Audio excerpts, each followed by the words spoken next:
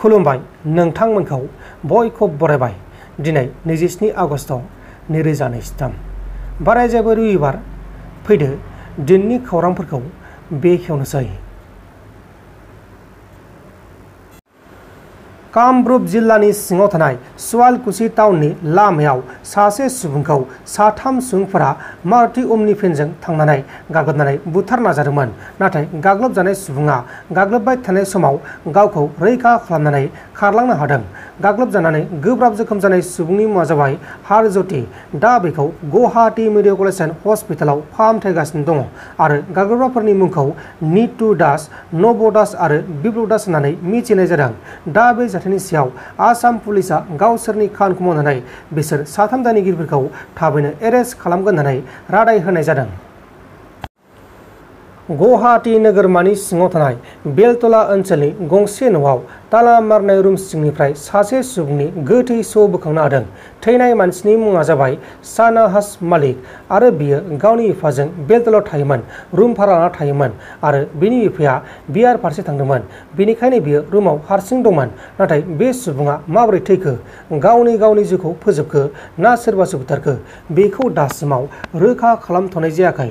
दा बे जाथायनि सायाव गुवाहाटी पुलिसा गावसोरनि खामानिखौ मावगासिनो दङ। अरुणाचल प्रदेश रायजोनि लहित जिल्लानि सिङाव थानाय पारशुराम कुन्डआव आसामनि आरो मणिपुरनि साथाम धोरोम सिबिग्राफोरा दैमायाव फुजा खालामबाय थानाय समावनो गोथार जानो थाखाय दै सिङाव हाबनानै थब्ल'नायाव साथामबो दैयाव गबोनानै अबथिरायै जिउ गोमादों। थैनायफोरनि मुङा जाबाय लीलावती देवी 60 बोसोर बैसोनि, बे जाबाय मणिपुरनि थागिबि, मनज शाह 49 बोसोर बैसोनि आरो शोभा शाह 38 बोसोर बैसोनि। बिसोर सानैया आसामनि तिनसुकिया डिस्ट्रिक्टनि थागिबि। मोनसे सोमोनांथाव जाथाय, गावनो हिन्जाव नागिरना होनो हायैनि जाहोनाव बिमाखौ बुथारबाय। तेलेंगाना रायजोनि सिद्दिपेटआव सासे सेंग्राया गावनो गावनि बिमाया जुलिनि थाखाय हिन्जाव नागिरना होनो हायैनि जाहोनाव बिमाखौ इनाय बुथारदों आरो दायनिगिरिया बे जाथायखौ खालामनानै सोरबासो खालामदों होननानै देखायनो थाखाय बिमानि आथिंखौ दानस'नानै बिमानि गाननाय सना रुपा आरो मालाफोरखौ बख'ना दोनदोंमोन आरो न' साखाथिनि मानसिफोरखौ लिंहरनानै गावनि बिमाखौ बुथारनानै सिखावफोरा सनाफोरखौ लांजोबबाय होननानै थगायदोंमोन। नाथाय जाथायनि उनाव थगायनायखौ मिथिनानै पुलिसा गोथौवै नायबिजिरनायनि उनाव गासैबो जाथाया सोराव फैनायनि उनाव दायनिगिरिया पुलिसजों एरेस्ट खालामजादों। हमजानाय दायनिगिरिनि मुङा जाबाय ईश्वर आरो बुथारजानाय बिमानि मुङा जाबाय बेंकाटा मामा। हालां बाजार इउथ बिपिएफ फेसबुक पेजआव बिटिआरनि लेङाइ गाहाय खुंगिरि आरो आसामनि एमएलए गबिन्द बसुमतारी बिथांखौ नंखाय फोसावनायखौ लानानै आरो जेरै फोसावदोंमोन आलमा दैमारि मुंनि सासे आइजोखौ लांखारदों होननानै फोसावनायनि जाहोनाव फेसबुक पेजनि एडमिन पिंकु ब्रह्मखौ पुलिसा एरेस्ट खालामबाय। आथिखालाव जोंनि बर' हारिनि गेजेराव गोबां हिन्जाव लाना खारनाय सिख्लाफोराबो आरो बिदिनो देहा फालांगिरि खालामनाय बेबायदिया बांगासिनो दङ। बेफोरो मानि थाखाय बांदों नोंथाङा मा सानो? गिबियावनो माखासे थाखा फैसानि अभाबखौ होनना बुंनांगोन। गोदोनि दिनाव जोंनि आइ आफा जोंनि आबैमोननि दिनाव हिन्जावसा बा जोंनि बिमा बा जोंनि बिब' बिनानावफ्रानो जि दायोमोन, गामसा दायोमोन। बेफोरबायदि जि बायदिना फाननानै जिफोरखौ दानानै फानोमोन आरो अमा लानाय दाउ लानाय बायदि दंमोन। दिनै सोरनिबा न'आव थाङोबा जों अमाबो नुवा दाउबो नुवा। दिनै सोरनिबा न'खराव दिनै फिसाजो सानै साथाम दंबाबो जि दानो रोंला। आरो दिनै थाखा फैसानि अभाब, जों बेबायदि माखासे अभाबा माब्रै जादों, दिनै दाउ बायदिना आबाद मावनायनि हुदायानो गैला। जों दिनै सोरबा हिन्जावफोरखौल' बुंबा जानाय नङा, हौवाफोरखौ बुंनांगोन। माखासे लोंला जाला, अबे मोनादों अबे सान सिनायला, सानानो हर, हरानो सान। बेबायदियाव दिनै न'खरफ्राबो माखासे आलाय सिलाय जानायखौ जों नुदों आरो। आथिखालनि सेंग्राफोराबो गोबां बिदिनो गुबुन हारिनि सिख्लाफोरखौ हाबा खालामो, बेनि सायाव मा बुंनो सानो? गुबुन हारिनि बे हाबा जानाय जायगायावथ' माने बे गोसो गोरोबलायनाय अबेबा फरायनो थाहैनाय अबेबा बांसिनै जों नुदों। जायफोर बर' सेंग्राया मोजाङै जुदि फरायनायखौ नुयोबा साख्रि मोनगोनखौ ट्राइबेल सेंग्राफ्रा साख्रि मोननायनि माखासे बे मादा खमबाबो मोनखायो नालाय, माने मोजां फरायनाय नुयोबाथाय गुबुन हारिफ्रा बारसिनखायो। गोदोनि समाव नोंथांमोना बेखौ हेंथा खालामोमोन नामा? नोंथांमोना जेब्ला जेनेबा एनडिबिआव दंमोन बा आफादाव दंमोन अब्ला बेबायदि हाबाफारिखौ हेंथा खालामोमोन नामा सिगां?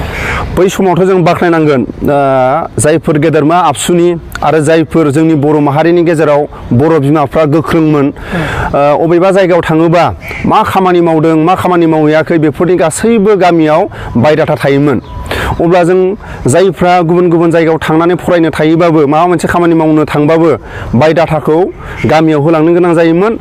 दिनैनि बे गामियाव थांनानै नोङो सोंनानै नायोबा नोंसोर गामियाव बेसेबां फरायनाय दं बेसेबां माबानि थाखोआव बेफोरखौ दिनैनि गावबुरा सेक्रेटारिया खिथानो रोङा आरो साबैसे साख्रि मावनाय होनना बुंबा आन्दाजैसो बुंलाबायो।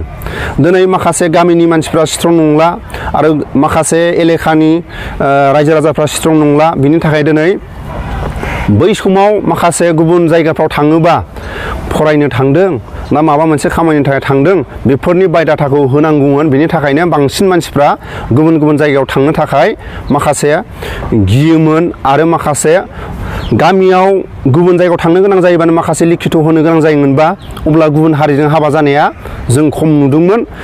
होबथालायनाङाखै मानो होनोबा गुबुन गुबुन जायगायाव थांनो गोनां जायोबा नों डकुमेन्टस लिरनानैसो गामियाव होलांनाङो बा होनानै थांनो गोनां जायोमोन। बिनि थाखाय जों खम नुदोंमोन आरो आथिखालनि नोंथांमोननि बाख्नायजाथाव हाबाफारिखौ नुनानै बिटिआरनि CM बिथाङा नोंथांमोनखौ साबायखर बावदों। बिनि सायाव माबा मोनसे बुंनो सानो नामा? ओरैनोथ' खुगाजों बाख्नायबा जानाय नङा। जायफोर फिल्डआव ओंखारदों दिनै गेदेरमा आबसुनि जायफोर बिबानाव दं बिथांमोना दिल्लीयाव थांनो थाखाय गुवाहाटियाव थांनो थाखाय माखासे समाजनि गेजेराव थांनो थाखाय थावनि खरस प्रयोजन जायो। जायफोर थाखा फैसा गोनां बिथांमोना समाजनि खामानि मावनो थाखाय बिथांमोना ओंखारा। आं दिनै बाख्नायगोन दिपेन बर' सारा जथेस्थ' दिनै सोलिनो हानाय बेहा मोनसे न'खर जाबाय। बिनि थाखाय दिनै बे राजखान्थिजों थायालासिनो समाजनि खामानि मावनायाव बियो बांसिनै बाहागो लानांगौ। जायफोर थाखा फैसा न'खरा मोजां जायफोर गावनि गथ' गथायनो मोजाङै खामायनानै होनो हाखाबाय बिथांमोना समाजनि खामानि मावनायाव बाहागो लानांगौ।